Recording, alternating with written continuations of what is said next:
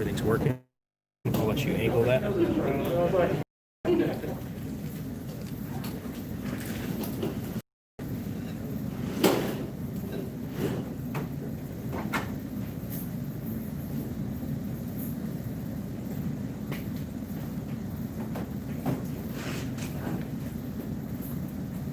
Make sure your phones are at least on vibrate, please. Oh, I see. Thank you.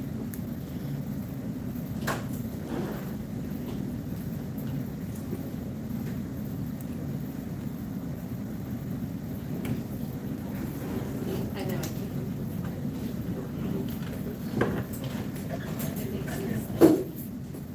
Is it working okay? Yeah.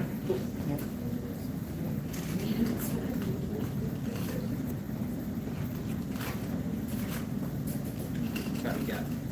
It's 1 minute. 1 minute, okay, 1 minute.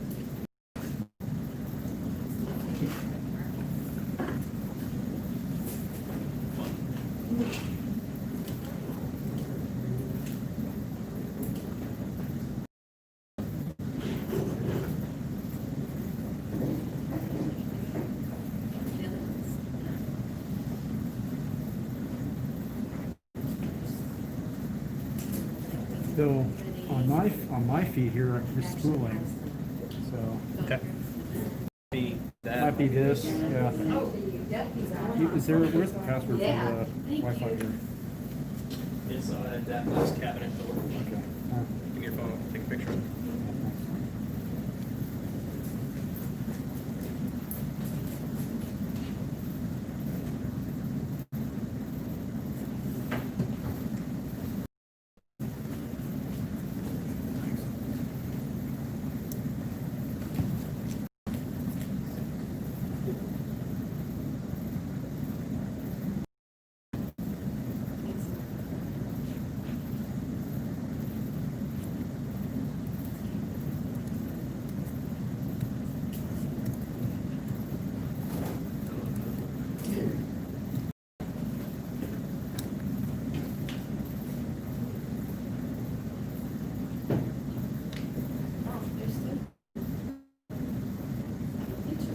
Oh yeah, there it is.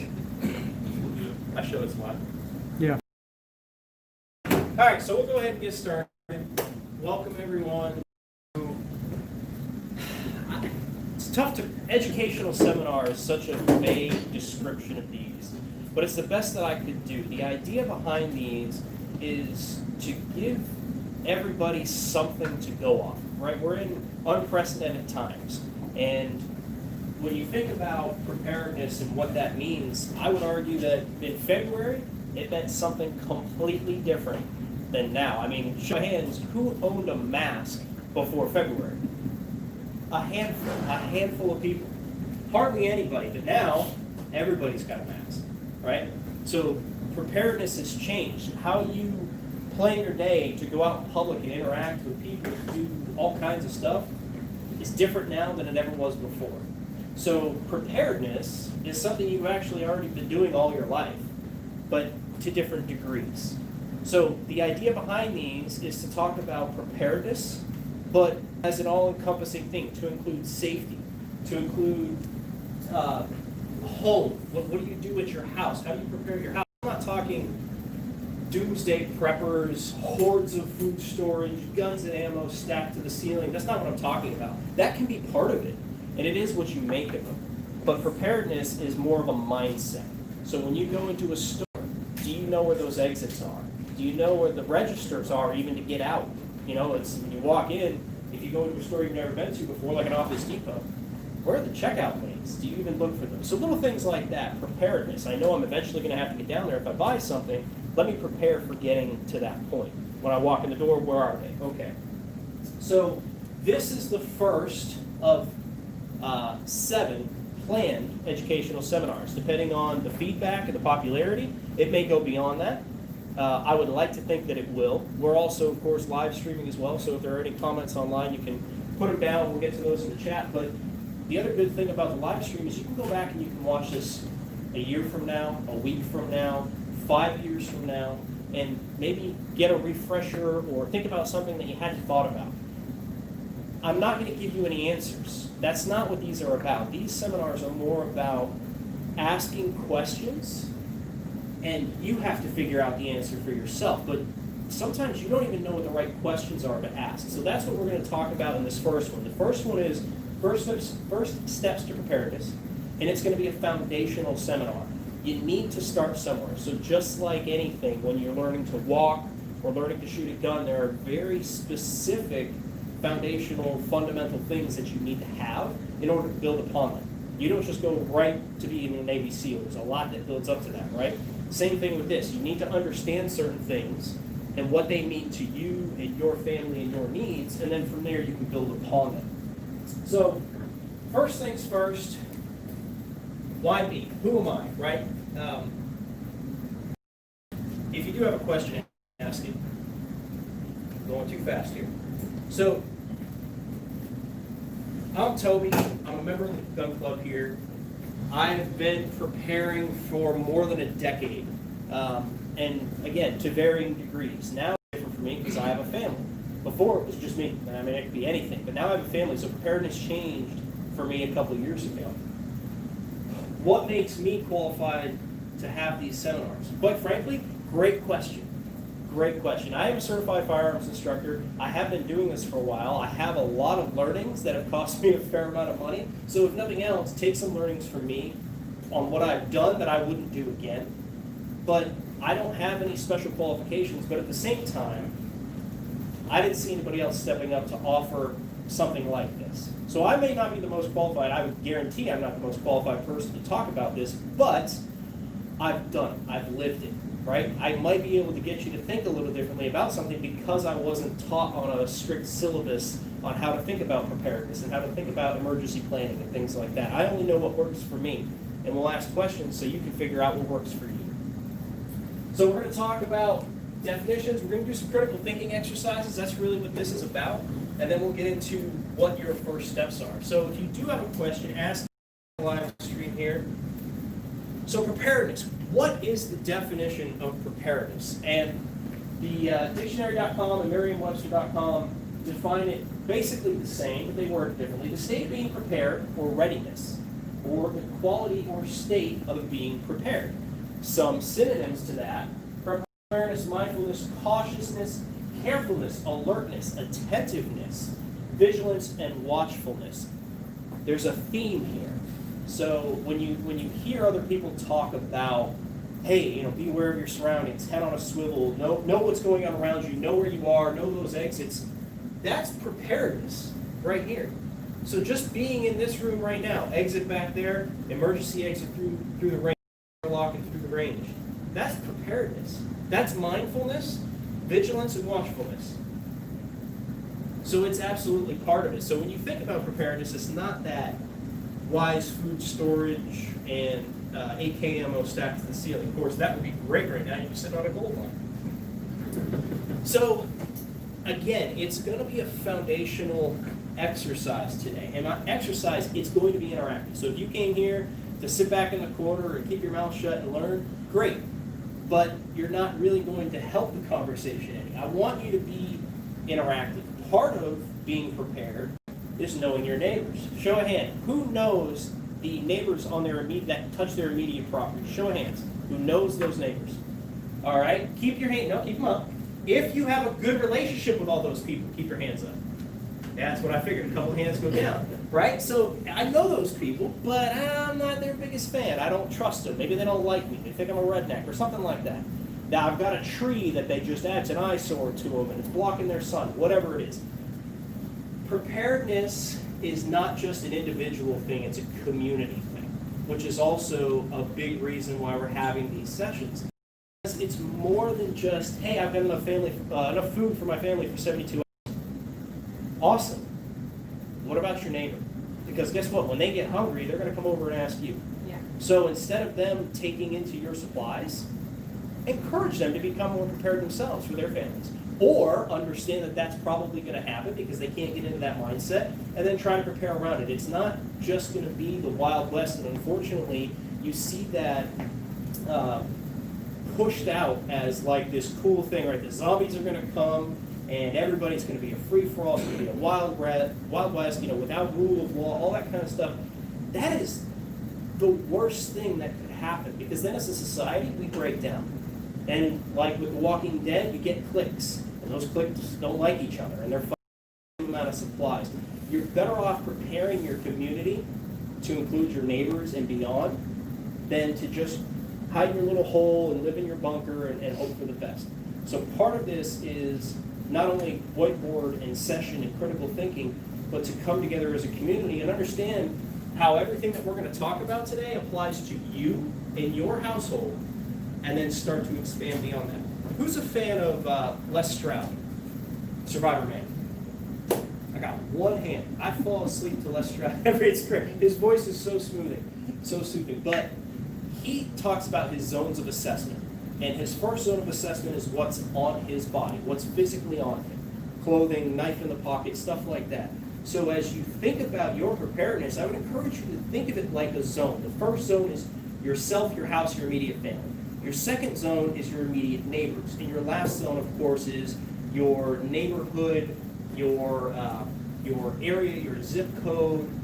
If you live in a community, maybe it's that particular community, whatever it is. So start thinking about that as you get into this. And as we talk about the things that we're going to talk about today, have those things in the back of your mind. So the first thing that we're going to do is we're going to whiteboard. And I told you, you're going to get involved. And if you're watching on the live stream, you can get involved too. Don't think that you get out of this. Talk about scenarios is the first thing. And is, what are some possible scenarios that preparedness can help you? That could be an emergency situation from an environmental standpoint, social, violent, nonviolent, vehicular, right? Or maybe it's a medical event. Maybe you are on some sort of medication or something like that, and if you don't get what you need, your body shuts down or something, right? So let's call out some scenarios, and I'm going to whiteboard it here. So somebody give me a possible scenario for something that could happen.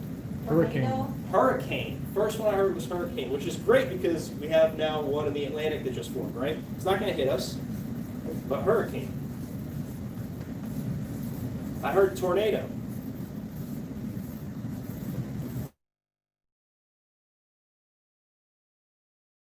Flood. North Carolina earthquake. Flood, earthquake. Community water boil order. Yeah, there you go. That's a great one.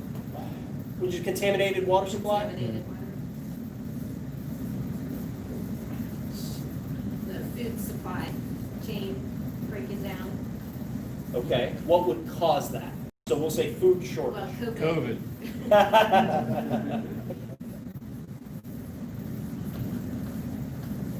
Got it. Yeah, all the way down here before we hit pandemic, right? What about the nuclear Yeah. facility explode?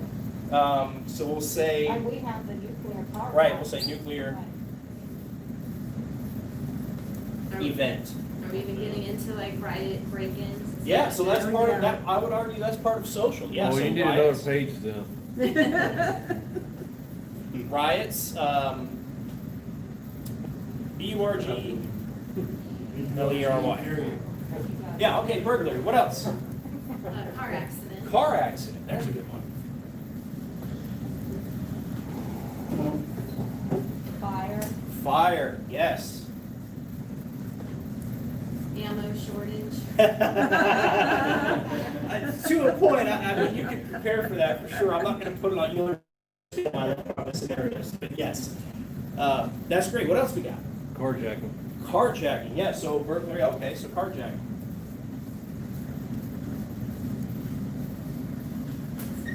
What else? Protest.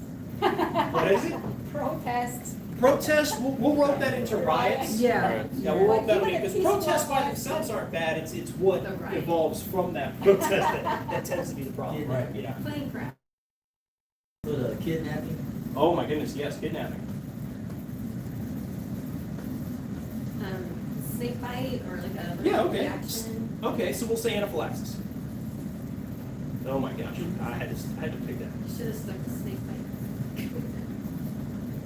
I think there's a Y in there. Okay. EMP. EMP. All right, we'll take that as nuclear event because it could be sun, it could be nuclear. We'll take that as a nuclear event. What else? Animal attack. Animal attack. Yeah. If you're somebody got attacked in a greenway recently by some coyote. That's Yeah, what. that's what I was just gonna say. We Animal worry attack, about yeah. coyotes in our backyard, so we're trying to think of it. What else? We got a great list going here. We got the gamut. So what else we got? But of course, yeah, you're gonna have an intentional terrorist attack. Terrorist attack. Okay. Because that could come in many different forms. Yeah. So how about we do this? Shooting and terrorist.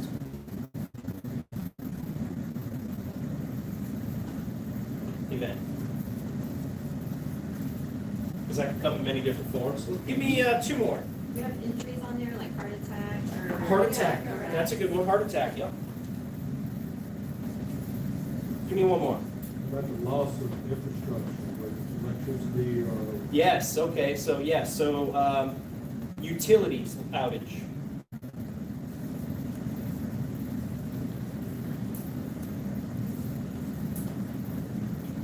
Now, who here had all of those in their mind already before you showed up tonight? Yeah. So for the majority of you, you've already learned something because you've already thought about something that you didn't think about before, right? So now as we look at this list, right, we've got a lot of quite frankly, terrible things on here. But some of this stuff is things that we as a species cause, and some of it is beyond our control, right? Earthquake, I would argue that's beyond our control. Acts of nature, doesn't matter your stance on how we as a species are changing our own environment, but it happens, right? So all of the hurricane, tornado, snow, ice, flood, earthquake, all that kind of stuff, that's beyond our control. But there are certain things that we can do to mitigate other things, like carjacking, fire. Who has homeowners insurance?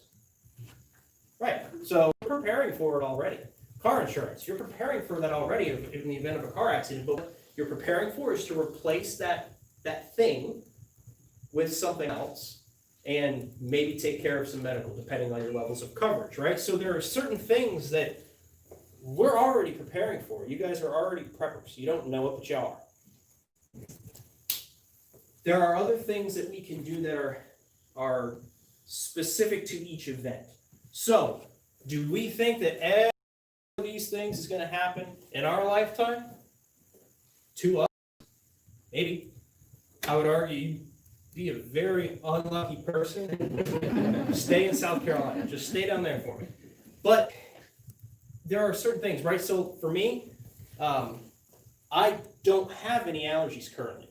So anaphylaxis isn't something that I am worried about for myself. However, I have loved ones who are very allergic to other things. So while I don't necessarily prepare for me for that, I might prepare for them for that. EpiPens,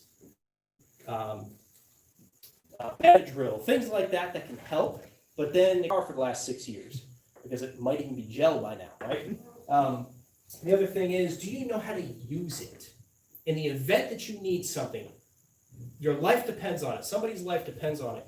Are you knowledgeable enough to use that item, EpiPen, tourniquet, whatever it is, to render aid? Under stress. Under stress, great point. Are you mentally capable of doing that, right? Because people freeze under pressure. It happens. You don't realize how you're going to react until you're put in that moment. And I know we're all of that mindset, like, yeah, I would rise to the occasion and I would get in and I would do it, but you don't know. And I hope that nobody here ever has to know or has to find out. But there are ways you can be prepared, right? So if something happens, let's take car accident, that's a good one. Car accident, something happens, vehicle accident, do you have something in your vehicle that can help treat you in the event of a crash? Things like that. So, we've talked So, as you look at that board up here, let's look at assets. Assets can include loved ones, people who are knowledgeable, your physical fitness, your physical health, your mental health, right? We just kind of touched on that. Your mental health, any medical needs that you might have, and then your skills and education, which goes back to what we just talked about. Do you have the items, but do you know how to use them? So, give me some assets that you might have.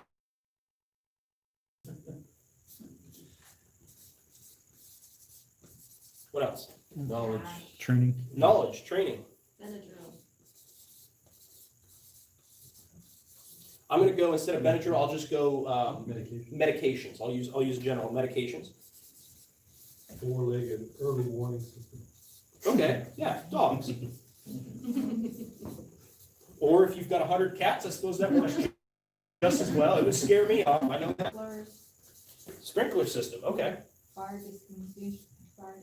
We'll do. How about we do fire suppression to encompass all that? We'll do fire suppression.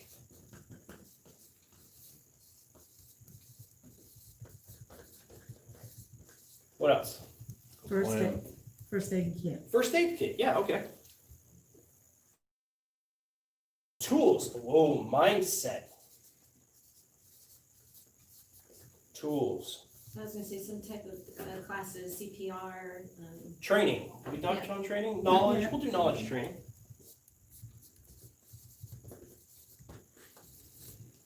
Plan of action. A plan. Oh my goodness. Look how far down the list we were before we got the plan. No, I said it about 4 times a week. I didn't hear it. Yeah, well, it's there now, so that's where it lives. What else?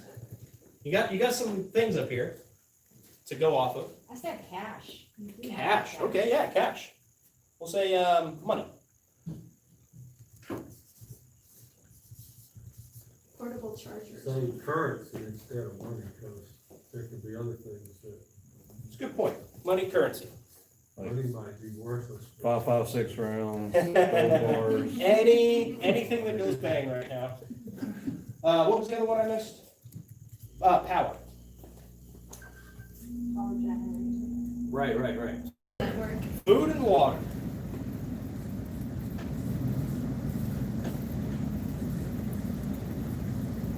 Nick, I'm glad you said that. I'm going to pause right here. Keep thinking of them. But all of this stuff that we just talked about, what's your most likely scenario? And it's going to be specific to you, right? Because it's going to be what you think, right? We talked about scenarios back here. What is your most likely scenario? Regardless of what it is, you're going to have to eat, you're going to have to drink. So that should be on everybody's preparedness list. To what degree is entirely up to you. Question online? From the chat, Yep. Diane, she said, don't forget the old cell phone. The old cell phone, yes, cell phone. Good point. With a solar charger. Right, so we'll do power charger. All right, what else? We probably need water filtration system, So, sanitizing system. yeah, so we'll do food and water. It kind of all encompassing there. Your network, Transportation. community network. Network, community, transportation, right. I was thinking like backup, like your neighbors. Yeah, that's community, yep. Your posse. What's that? Your posse. Ha, okay, yeah, we'll do this. Crew, gang, what else? Shelter.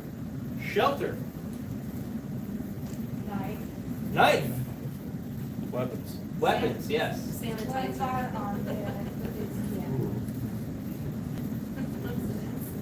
I'm gonna throw one out there. Light. Yeah. Flashlights. Well, light could be daylight, light could be floodlight, flashlights, whatever it is. What's the other one? Sanitizer. What else? Google. Google? Google, okay. How about resources, we'll encompass books, internet, that kind of stuff. Somebody give me a word. I'm not smart enough to think of the word. Reference material. Reference material, thank you. Cliff notes. Proper clothing. Nobody's talked about physical fitness, physical health. We talked about mental health with mindset. So let's do just fitness level, right? That can be an asset if you're heavy things. We've about exhausted that for now.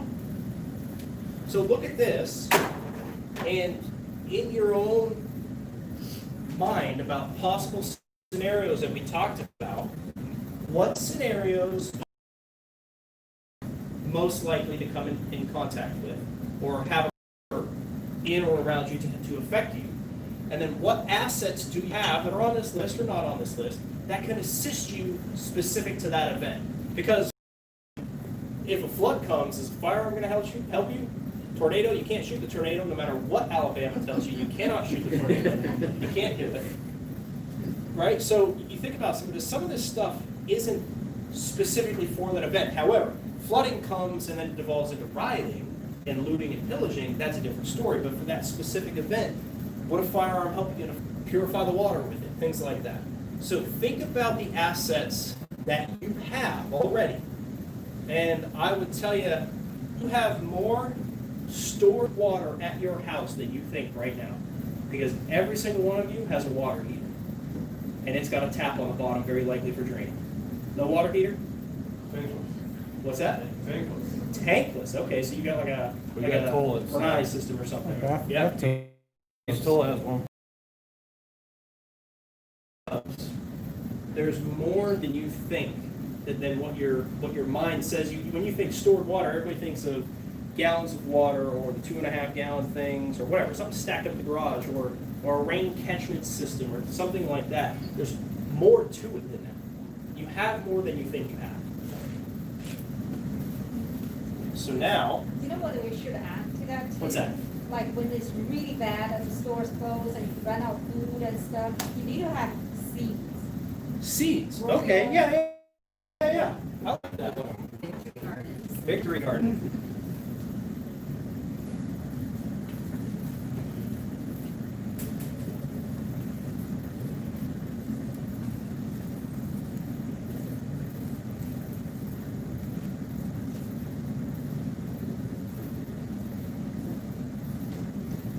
Cool.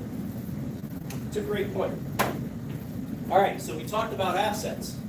Now I want you to pay attention to the next slide very carefully. Liabilities.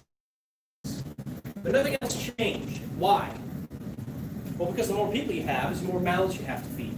The dogs that were great at alerting you for an early warning system, you got to feed them.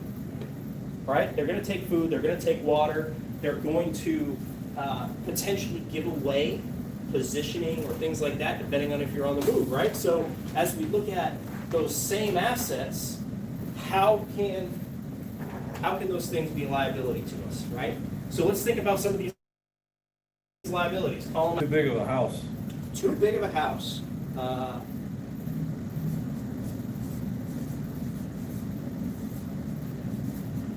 Expand on that. Why? Well, I mean, all you gotta do is look at that couple that had the group come into their neighborhood and try to start crap with them. Right. So the argument is you can't see all Stand four out. sides of your house. You don't know what's in your domain, what is already in your house, right? If you've got a 6,000 square foot house, fantastic, capitalism, awesome. But can you defend it? Right. So do you have the supplies necessary to defend that, to include personnel 24/7? What else? Disability. I missed it. Disability. Disability, yes.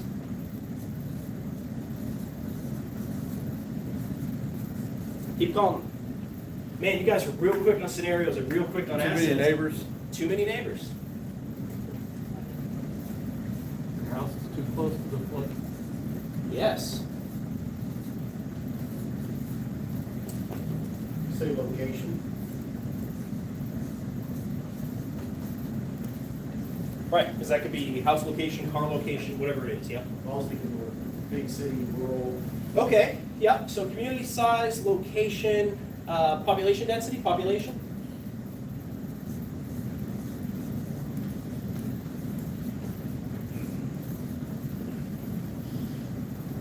We're running quick. How about food and water? have you stored your food and water properly, right? Basically, it's everything lack of the prayer page is Right. the liability. It's Basically, yes. Lack of mental preparedness, Yes. or lack of a plan, lack of a skill or education, lack of fitness, all those. Well, when you said the fire wouldn't do you any good in a flood, I would disagree because if I have the flood, I'd just come into your house and get food and water. But that's not, but it's not the flood that I'm trying to defend against, it's you I'm trying to defend against, right? So then it gets down to the rioting and the looting and all that kind of stuff. So again, it doesn't help me in a flood, it helps me in the aftermath of the flood, potentially. But kind of my point is, if you have stuff, you are a have, there's gonna be plenty of have-nots. There are, yeah. Out there that will be looking for what you have. That's why I like what you said about prepare your neighbors. Right. Because otherwise they come to your house. That's, And we do. you know, what's gonna happen.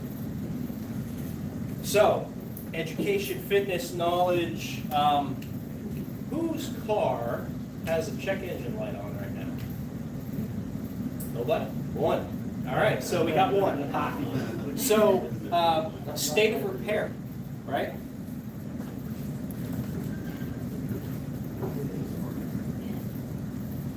And that could be your house, it could be your roof, it could be your vehicle, your tires on your vehicle. How much fuel do you have in your gas tank? How far can you get right now if you walked out that door? If you've got less than half of these, that's what you've got. And quite frankly, it's probably half of that because you're going to be sitting in traffic with the rest of the people who are trying to get out as well. So, the plan, as we get into these later seminars, we're going to talk about that. We're going to talk specifically about the plan and what that means.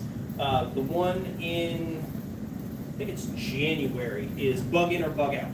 So we'll get down to that one and we'll talk about that. Plan is a huge part of that. What else? We've got a couple more we can throw in here. Complacency. Complacency. Oh my goodness, I love that one. That's the biggest problem with people right now. Yeah. Yep. How about another one? So I'm a millennial. Ignorance. Ignorance. We'll keep that with knowledge for a minute. I don't like where your mind went, but we'll keep it. How about the now generation? Right? You think of the Amazon generation, if you will. Hey, I can order it, it'll be here in 2 days. But as we talked about before, as things start to break down, so a liability could be reliance on tech. Because tech could fail, right? I reliance on government. Yes. Gen X is looking pretty good.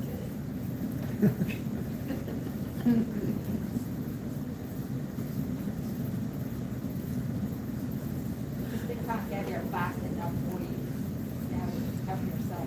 Complacency and ignorance goes to the fact that people are like, well, it's not gonna happen to me. It's not Oh gonna my happen goodness, in yes. America. Yeah. That's what the ignorance They're gonna is. say, They need this to is wake up. America. Imagine Maybe everything this is that not way. gonna happen. Yeah.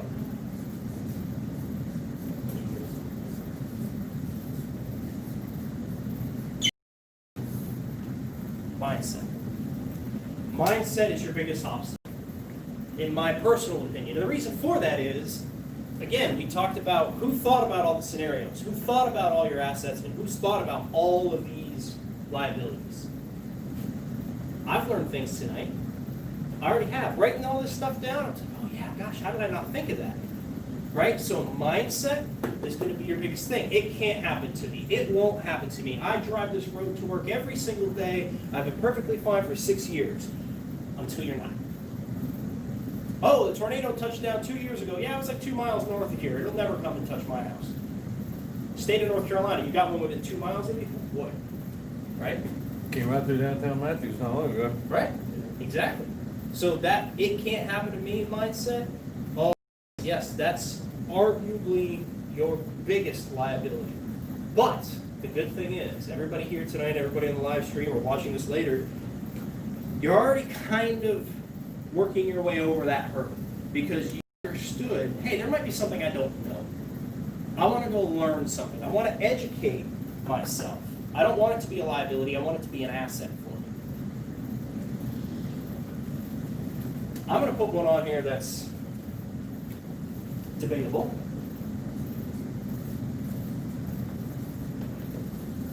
Training. Lack of. lack of. Well, Or Yeah. inappropriate. bad training. Yeah. Who's seen the bad firearms instructors online, the videos that they have? Oh, gosh, they're funny, but now imagine you were in that class and you paid money, and that's all that you knew, so you left thinking that's how it was done. Training, the wrong kind of training or lack of training, can be a big one, right? So when you get into medical, somebody's in a vehicle accident, unless the car's on fire and they're gonna die right there, what don't you wanna do? Move them, because you moving them could cause a whole lot worse problems for them than if you had just left them and attended to whatever life-threatening situation they had. A cut that was bleeding out or something like that. Instead of trying to drag them away from something, treat it, unless they're gonna die if they stay there, right? So bad med could be worse than no med. Training, if you've got bad training's worse than no training.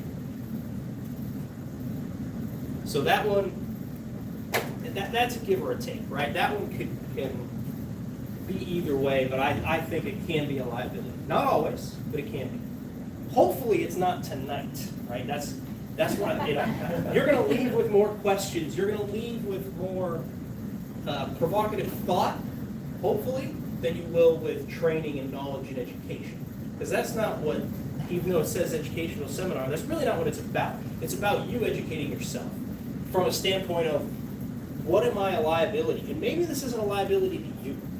Maybe this is a liability to your network, your community.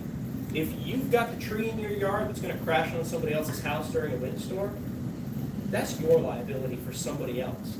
Because if it goes onto their house and God forbid hurts a loved one, how are you going to feel?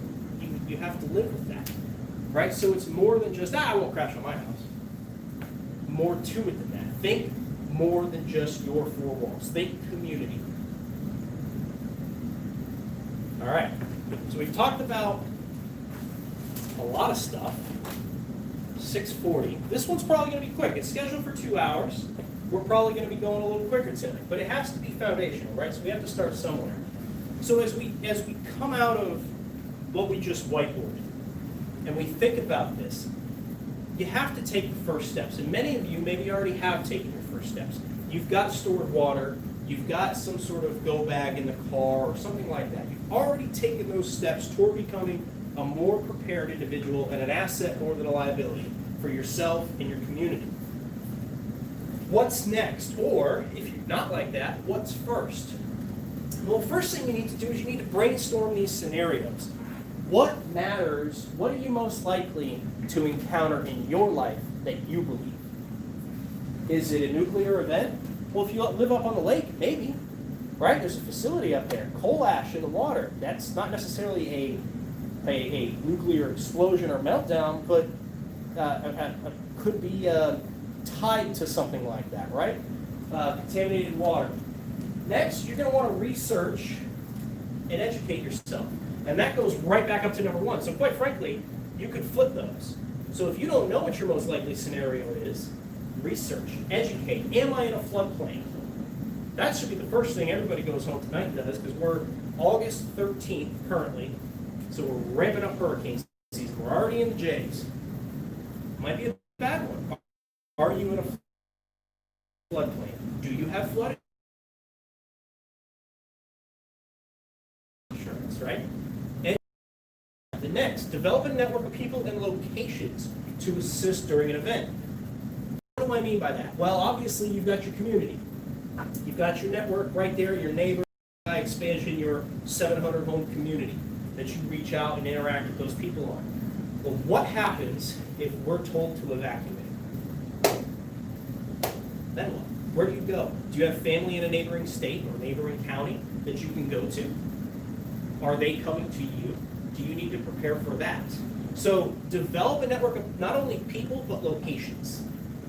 Where is your nearest shelter, fallout shelter, in the case of a tornado? Does anybody know where theirs is? Right, so think about that. For me, it's a school, public school around the corner from where we live. Concrete and brick stands a better chance than sticks and drywall. I'm not saying it's perfect, but it's better, right? So understand where your fallout shelters are, your flood shelters or anything that'll take you in, consider this too. Do you have pets? Does that shelter allow pets? Think about that stuff. You need to think about that. Next, establish a plan for each of your flood scenario, right? Your flood scenario is, hey, get to town, maybe evacuate. Your looting and, hey, harden and shelter in place. Could be. I'm not saying it has to be that. I'm just saying it could be that. So understand that one plan does not suffice. What happens if you're cooking dinner one night and you get a pan fire and then it lights the wall on fire? What's the scenario for that? Do you know in the middle of the night, if you do have a house fire, does your family know, like we all did as kids, fire drill, where are we supposed to meet outside? In the head count. If we can't meet on the sidewalk because it's too hot or fire trucks are here, where else are we meeting?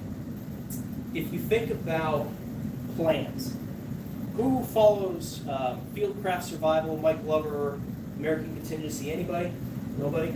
Military folks? Former military, okay. PACE plan, P-A-C-E, are you familiar with the PACE plan? Primary, alternate, contingency, emergency. 4 plans, all based on the same scenario. Primary plan for me, if my car breaks down, is I'll pick up my cell phone, call AAA, gosh darn it, I did it again, I ran out of gas. What if I'm out of cell phone coverage? What's my contingency? Do I have another cell phone for another carrier? Maybe I have service. Do I have a ham radio? Is somebody on the other end of that ham radio on that same frequency listening? Can they actually help me? Things like that. You got to think about more than just one plan for each scenario. Learn the skills that will help during those scenarios. Who knows how to put on a tourniquet properly? Good. That's good to see. Educate yourself, because you are far more likely to need to do something medical. I got a headache. Okay, well, I got ibuprofen in my bag because I'm prepared.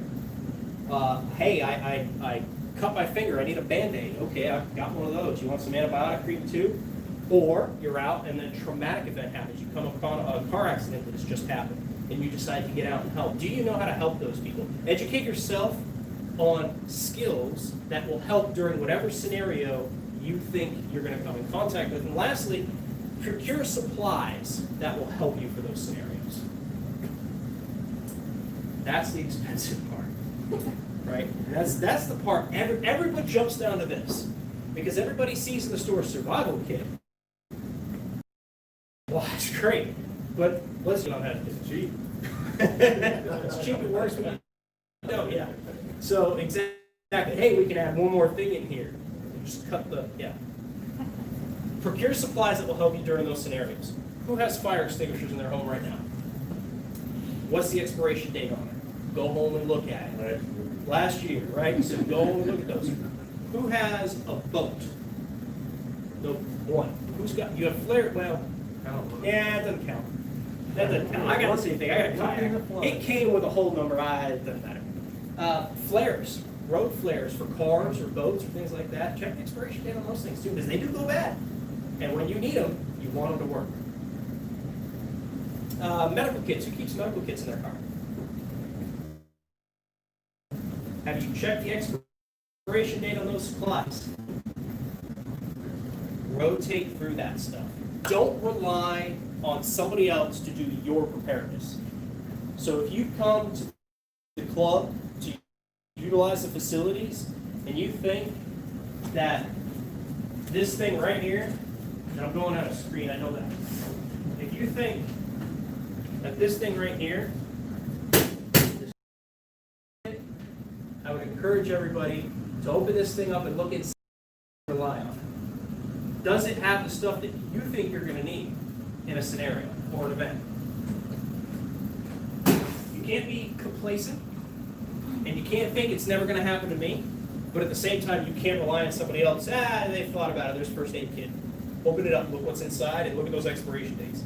Make sure they're actually going to be a benefit to you and not a detriment to whatever scenario or another ones, but I want to touch on it now. For anybody who's looking to go, hey, okay, well, we're starting to take our course of action, right? Step one, we're going to brainstorm. All right, well, flood or house fire. So let's buy a fire extinguisher. And then you go online, you see how expensive those things can be. You're like, I'm just going to buy the little guy. Well, is it going to work for your needs? don't get caught up on buying. If it costs an extra $6, that's the cost, an extra $6. But what cost is it if you don't spend the extra $6? And I don't mean finance life. Is it worth $6 to you? Sure is for me. Does that mean I buy one less supply this month? I'm fine with that. I'll get it next month. I'll get it next stuff. Lord knows there's some really bad expensive stuff out there. But find something that is good value for money, that you trust, that's vetted by somebody who knows what they're talking about, and that you know how to use, more importantly. It's great to have a chest decompression needle, but if you don't know what you're doing, it's about it being quicker. We're going to stay, or I'll answer any questions that you guys have. We'll have any discussions that you want to continue to have. But these are the next seminars that we've got coming up. Now, I planned them in a very specific order, and I tried to do that. Again, I needed to build a foundation. Everybody needs to build a foundation. Where do we start from? First things first, we need to brainstorm. What scenarios, what assets, what liabilities?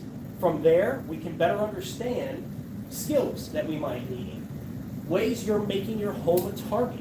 How are you doing something at your house that a criminal looks at and goes, yep, tomorrow night, we're coming here. So ways you're making your home a target. Kits. Who's got a bug out bag or a kit somewhere, whether it's in your car, in your house? Couple. How heavy is it? Can you carry it? Can you carry it? Where are you going with it? Bug out bag? Get home bag. Huh? Bug out bag or get home bag? Pretty much it's just a, if my car breaks down, Okay. a hot day, I have some water and some food and a jacket and some water. Gotcha. So it's a get home bag. Yeah. Who's got a bug out bag? Bug out bag. Bug out bag. I have two. I have the get home bag. I can be at least 50 miles away and get home within 24 hours, and then I have the bug out bag to get the hell out of here. Cool. Do you have family? Not living with me. Okay. Good thing to think about is if you've got a bug out bag. Again, it was different for me. As I started this, I said preparedness now is different for me than it was 10 years ago because it was just me 10 years ago. It's no longer just me. So that bug out bag, honestly, is completely useless to me because I'd have to bug out a whole family, and it's just not going to happen. I can't carry all that stuff. And quite frankly, the amount of stuff that we would need now to actually be somewhat effective at survival. You want to buy a Jeep? Oh my goodness, no. I actually just sold the Jeep. I don't need to buy another Jeep.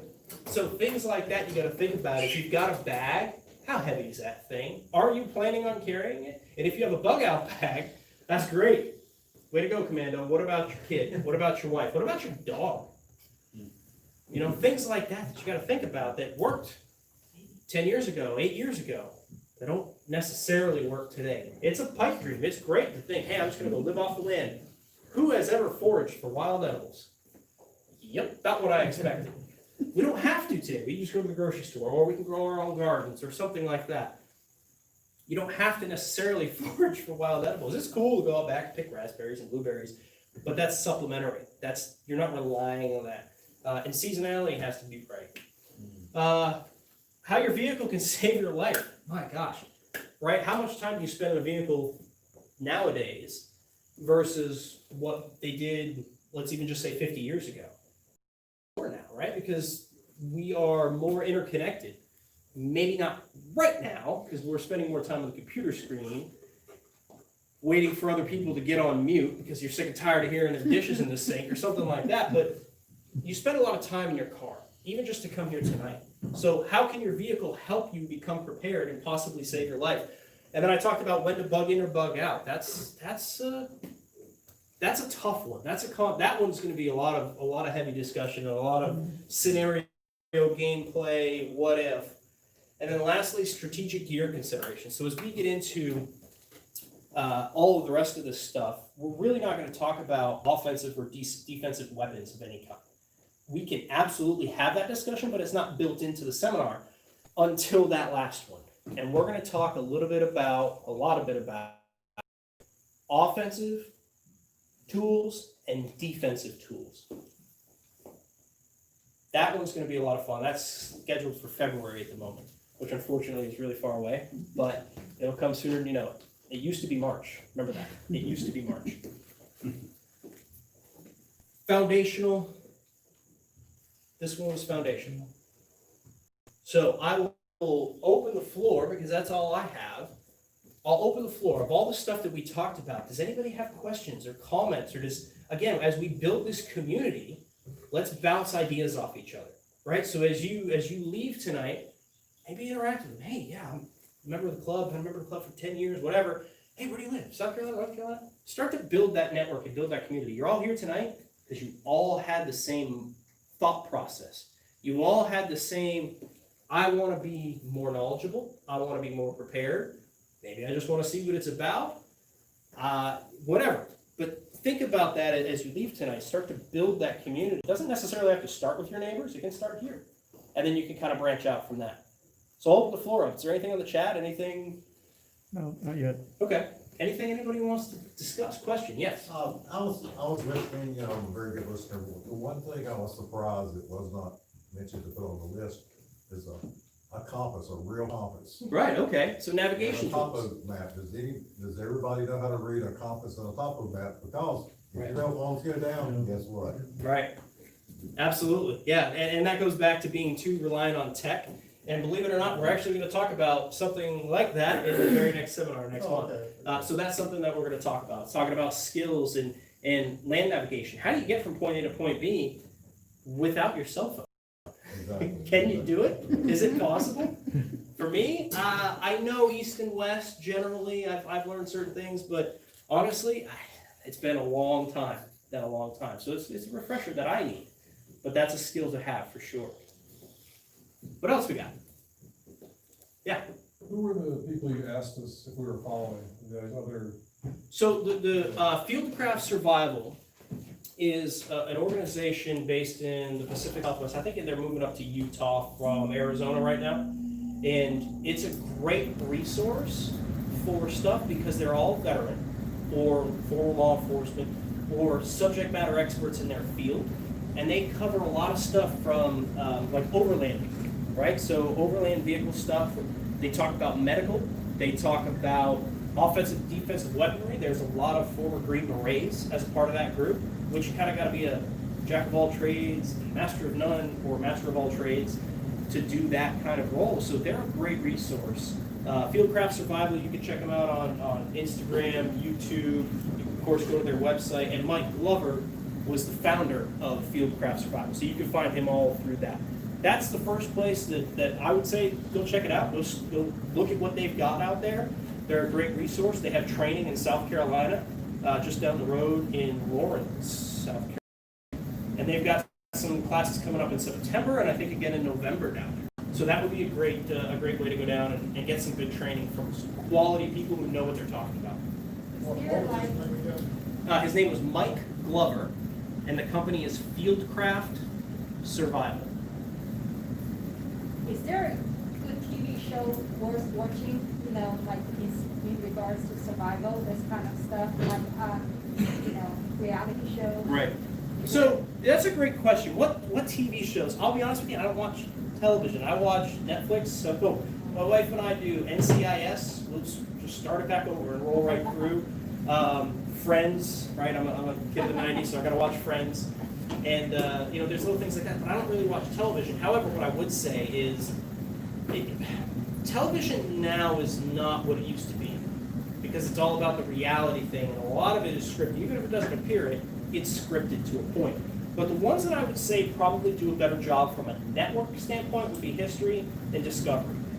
Those would be the ones that I would look at. So if you think of Alaska: The Last Frontier, they don't necessarily teach survival, but if you pay attention closely, you can see some of the ingenuity that they use. Hey, we're repurposing and recycling, not from a standpoint of I'm throwing a bottle into a recycle bin, but I'm taking something old, cutting it apart, melting it down, welding it onto something else, and making something that's off the wall that gets the job done. So I would say, yeah, those two networks, History Network and the Discovery Network, can be resources. Mountain Men, that's a good one to look at how they use limited resources to get things done.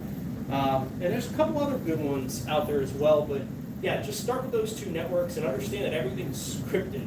So they're not necessarily teaching you something specific as much as they are having a show that's going to generate income for them, but you can pick up on little things. Does anybody else have any other television shows that they've really liked, that they've learned a lot from? MacGyver. Macgyver, right? And that was a little before me. A little before me. The original Macgyver, not the fake one. Yeah, yeah. Mullet MacGyver. Yeah.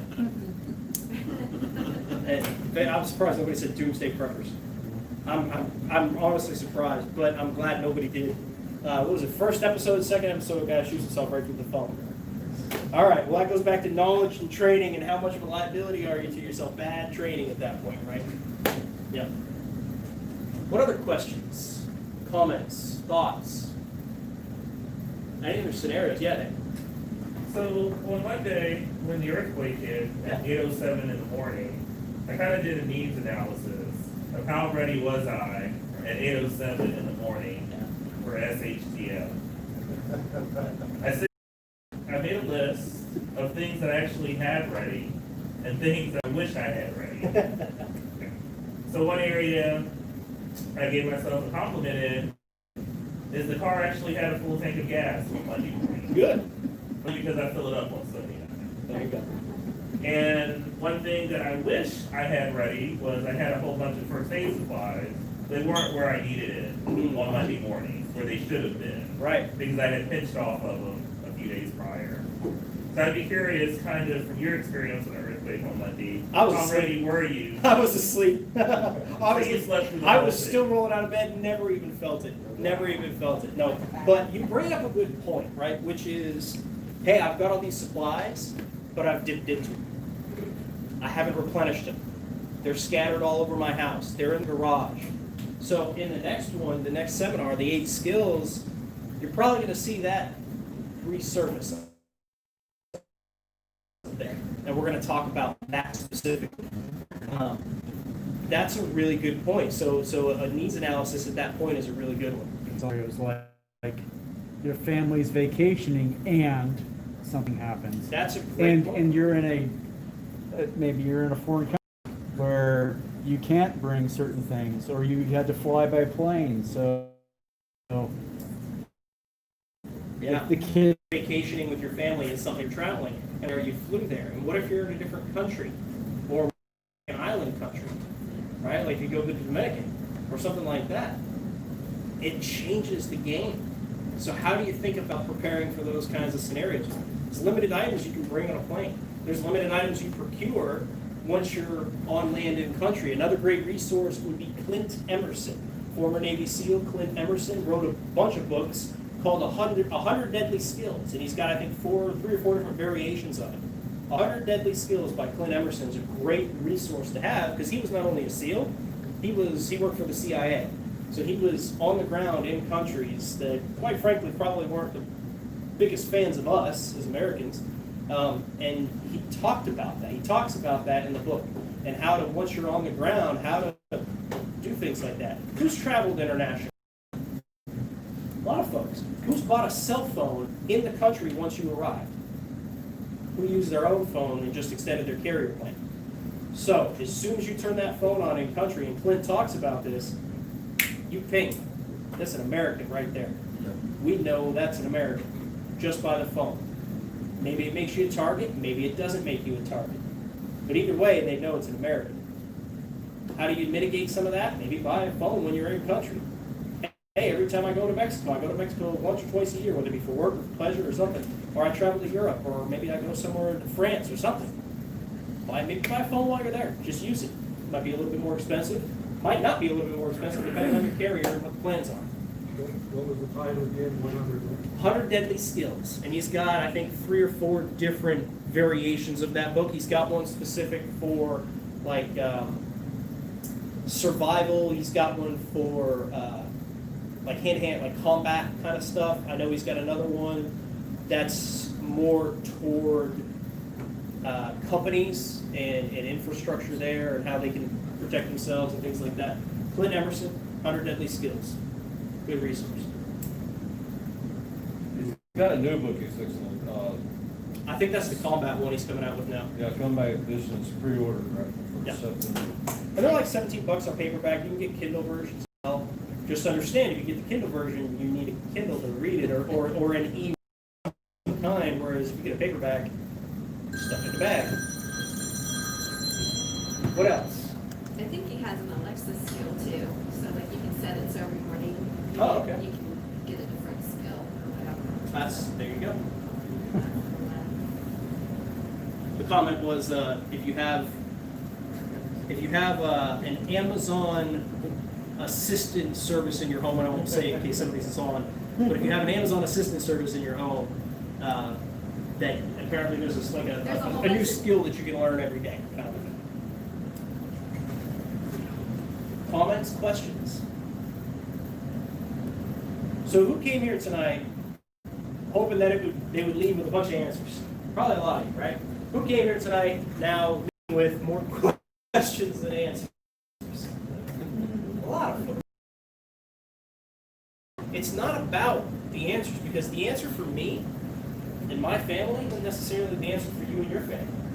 Because we're at different points. We're also different scenarios may happen. So understand that everything is tailored specifically to you. And the purpose of these educational seminars is not to give you the answers, but to give you the understanding to ask the right questions and to educate yourself to the point where you can come up with the correct answers yourself for what matters for you. And that means, am I in a floodplain? All that kind of stuff.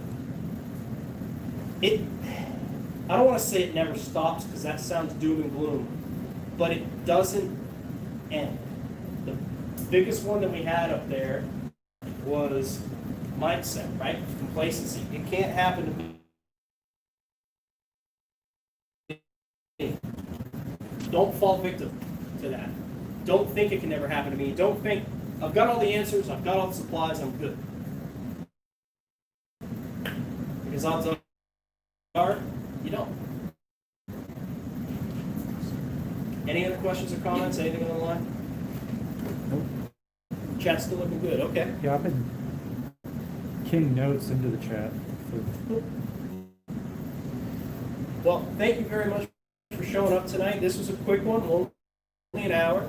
I expect the next few, the skills, we'll probably take all 2 hours on that one. We'll go through that one a little more in detail.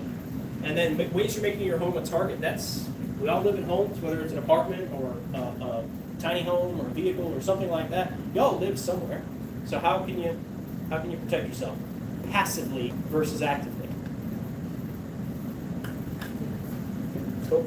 Well, thank you again for coming out, and I'm going to stick around obviously and clean up, so I'm welcome to answer any specific questions you have, but build your communities. Go home and introduce yourself to your neighbors, do the southern thing, bring them a pie or something, I don't know. Make friends with them. Cut down your tree if that's what the ice storm was, and that's why you don't get along with it. Thank you, guys. Thank you. And how do we stop this? Just like